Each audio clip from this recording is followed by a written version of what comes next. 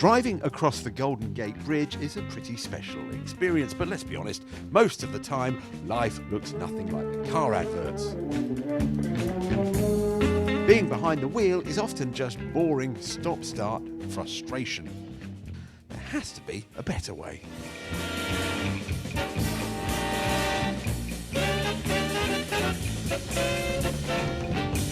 Of course, a truly autonomous car won't be just one technology. It's a whole range of different jobs that the car is going to have to take over from the driver before we can leave them to run themselves. For example, Audi is one of a number of manufacturers that's looking at getting cars already to park themselves. If you look over there, there's a tight space. I take out my smartphone and the car should start parking itself.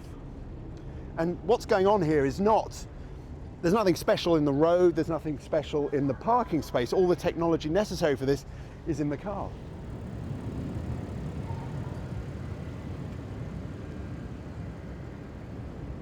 It's a bit of a tight one, so it's having to make a number of maneuvers.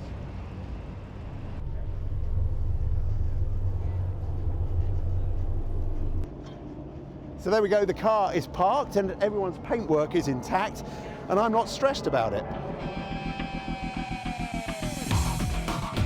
All of the big manufacturers are in this race. The prize is potentially huge. This is BMW's latest effort. Polling suggests drivers want the technology as well. Firstly, it's going to be a lot safer. Computers don't doze off, lose concentration, start fiddling with their phones or shouting at their kids. We can't accept anymore in our society that every day the equivalent of an airplane crashing down, of people die in traffic fatalities. These technologies can help us do this, plus they can help us to utilize the road infrastructure better that we have today, because cars can drive closer together. Ford is developing a system where cars can communicate with each other using Wi-Fi to prevent collision. The range up to about 250 meters. Well, there's a very bad driver coming that way. Our line of sight is obstructed by the truck, but the car, this car, will get a communication from that car saying it's going to steam through. Hang on. Go. Oh yeah, the vibrations have come, the brakes go on, the lights came on, the audible signal you heard, and we come to a safe stop, even though we couldn't really see that car until the last possible moment. The idea of a computer driver or a human driver is that the more information we can give them from better sensor technology, the better either a human driver can make decisions about what to do or a computer driver could.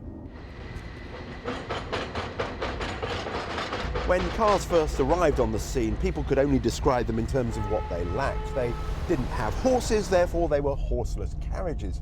And yet the social and environmental changes that the car brought went far beyond just getting rid of horses.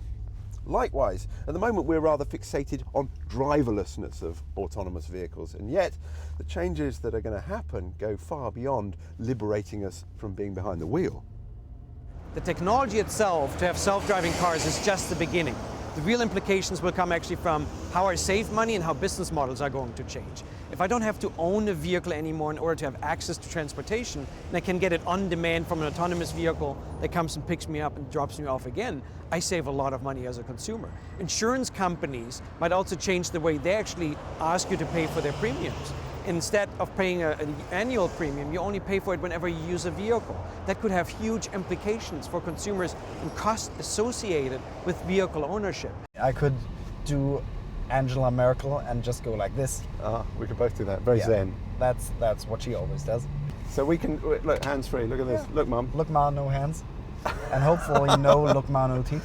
But this is still all a way off. On the Nevada freeway, Audi show me their piloted driving system. In slow-moving traffic, the car will take control of everything, but the driver still has to be ready to step in if conditions change. Bjorn Geisler is the project leader. He says, though, we need to be realistic about how safe these technologies can make driving. We have to ask ourselves, are we okay with a piece of technology that's safer than the current status quo? But it's not 100% safe. Yeah.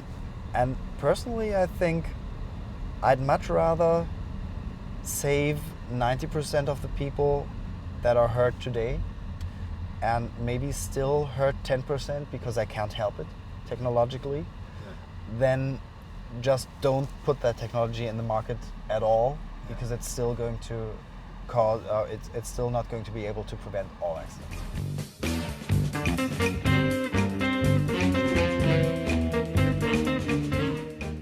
So how long until everyone can do this? 5, 10, 20 years? The hurdles are both technological and legal. For me though, well, it can't come soon enough.